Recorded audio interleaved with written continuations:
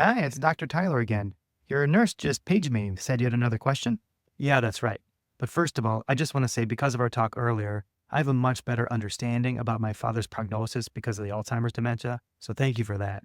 Yeah, of course. It does seem like hospice would be a good fit, but I was reading that they typically don't give IV fluids at home. Is that right? There can be some exceptions, but generally, Yes, that is true.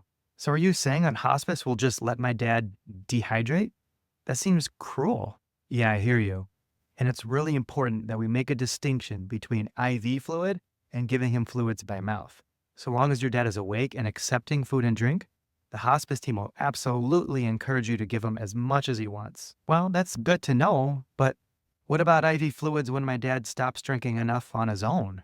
What's also important for you to know is that it's normal for our bodies to want less food and drink as we naturally shift into those last days to weeks of our lives. It's part of how the body prepares itself for the end of its life.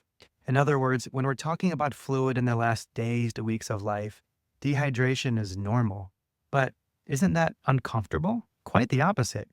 Typically, the natural process of dehydration makes the end of our lives more comfortable. When we try to override this natural process with IV hydration, we can force the body to process more fluid than at once.